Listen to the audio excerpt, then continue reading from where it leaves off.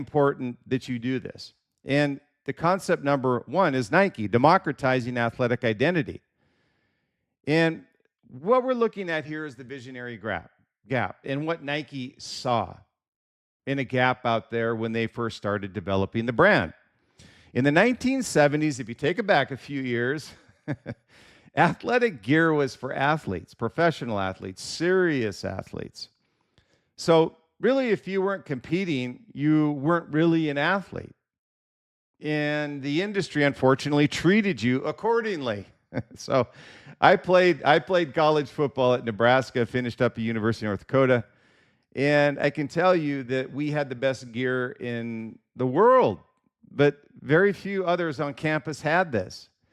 So Phil Knight and Bill Bowerman saw the gap. Millions of people engaging in athletic activities, running, playing basketball, working out, not just professional or college athletes, but being treated as casual consumers, not athletes, was the opportunity that they saw with the product that they were making. So the gap that they saw wasn't about better shoes, it was about identity, about democratizing what it means to be an athlete. So that was the first brand that actually democratized what it means to be an athlete. They inspired normal, regular athletes to aspire to be great and utilizing their product to do so. So what was their narrative engine? And I like to call this a narrative engine because you need to have one as well. You can call it a purpose, whatever you want to call it. And their narrative engine at Nike in the early days of Nike's development was, if you have a body, you're an athlete. 8 words that transformed an industry. It wasn't, we make the best athletic shoes. It wasn't performance and innovation, but a statement about human identity and people that felt like an athlete felt. And again, I go back to inspiration and aspiration. These are things that Nike achieved in their business and things that they wanted athletes to be able to also feel when they're wearing their product. So when we look at these 8 words that transform this industry, it was really something that we wanted to make sure that we put in that visionary brand, that everybody understood what this meant and the success that it created for a brand like Nike.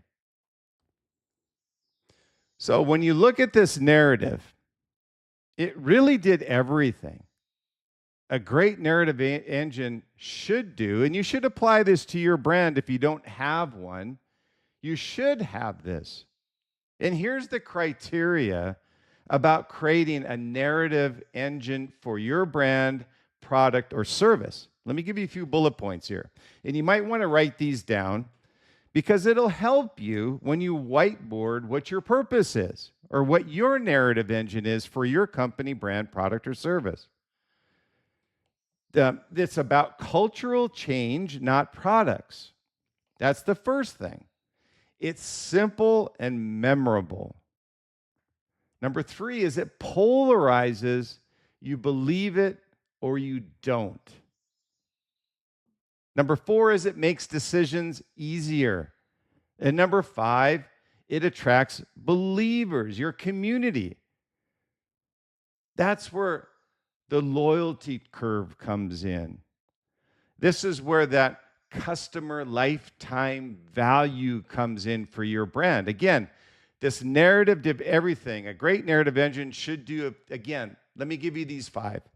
It's about cultural change, not products. Too many people focus on products. It's not what's going to make the difference in your brand and disrupting an industry. It's a cultural change. It's simple and it's memorable. Number 3 is it polarizes people, and that's okay. You believe it or you don't. Number 4 is it makes decisions easier.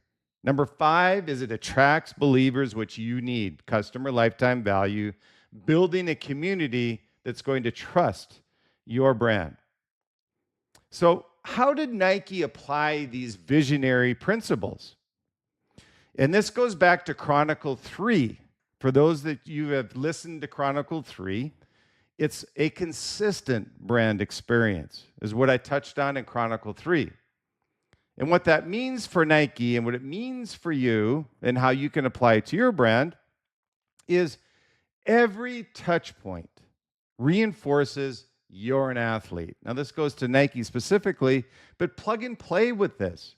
Every touch point in your company, brand, product, or service does what? Number 2, products. From elite athlete to everyday wear, all designed with an athletic mindset. You can be a great athlete and transform yourself as a result of wearing our product.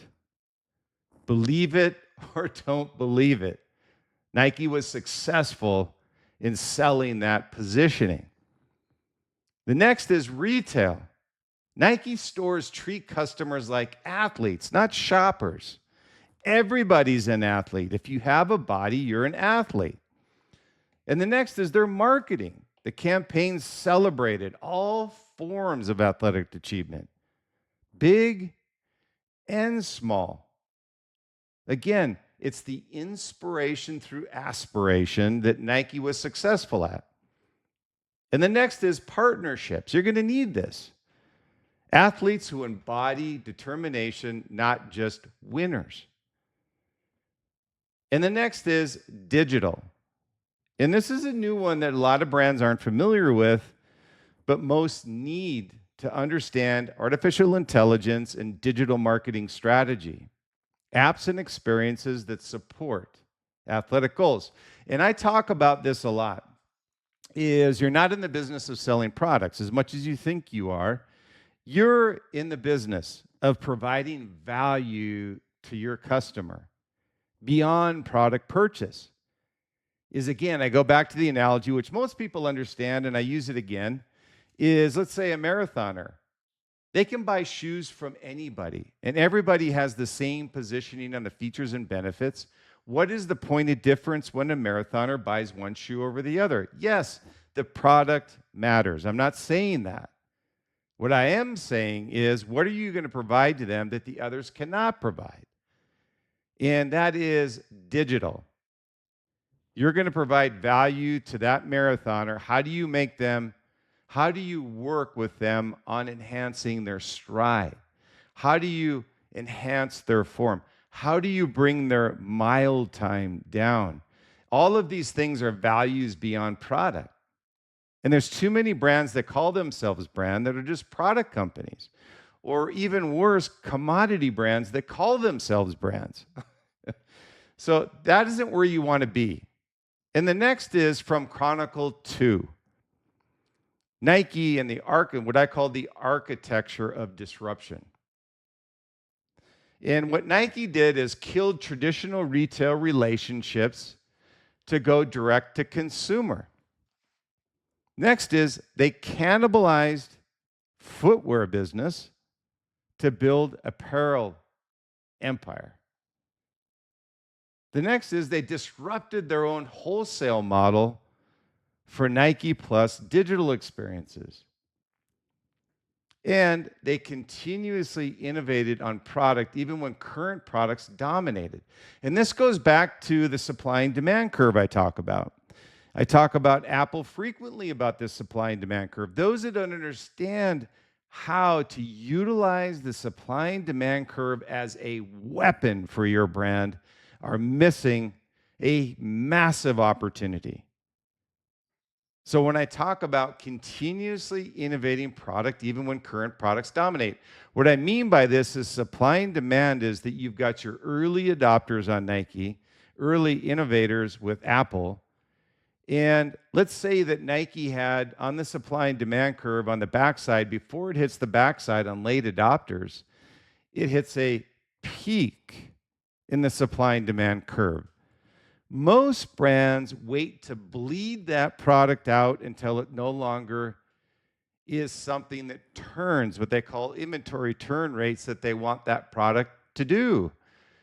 What Nike and Apple and these innovative brands, these generational brands, They're continuously innovating on what I call the innovation pipeline, meaning that they feel secure in getting rid of a product that's at the peak of demand and then creating something in the pipeline that moves back to early adopters, increases their average MSRP, and as a result, higher margins.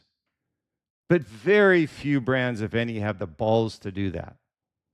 They want to bleed that thing out to the late adopters and then maybe put something on the front end for early adopters. You cannot call yourself an innovative brand if you adopt that philosophy. They don't protect success. They build on it by disrupting it. Think about that statement. They don't protect success. They build on it by disrupting it. The next thing they do, and this is from Chronicle 4, is crises navigation. When Nike faced crises, and they had a few, as we all probably know, labor practices, Colin Kaepernick controversy, COVID disruption, they held their narrative constant while adapting tactics. That's why I say you always have a goal and a vision for your brand, and it's called switchback leadership. Because you're always going to be maneuvering to the right and to the left, but your core focus is always on the end goal. You never change your positioning, your messaging, just because you're disrupted by something that's temporary. What they did is they fixed, if you have a body, you're an athlete, in standing for what you believe. They were fluid on manufacturing practices, retail strategy, product focus, and communication channels. They were continually feeding these. And the results were not just market dominance, but cultural impact. Nike didn't just sell shoes. And when you have your product, service, whatever it may be, you're not selling product, you're selling a culture that people want to join proactively. They changed how millions of people think about themselves. Someone running their first 5K calls themselves an athlete without hesitation. Think about that. That is a groundswell for Nike. That's cultural change. That's visionary branding. So what can you, as a company, brand, product, whatever it is, what can you extract from Nike? Number one is find your identity level narrative, not product features. Number two is develop absolute consistency across touch points. Number three is be willing to disrupt your own success. And I can tell you that's going to be the hardest for you to do, but you need to do it. Number four is hold vision constant. Hold while adapting tactics during crises. So let's talk about another brand. So that's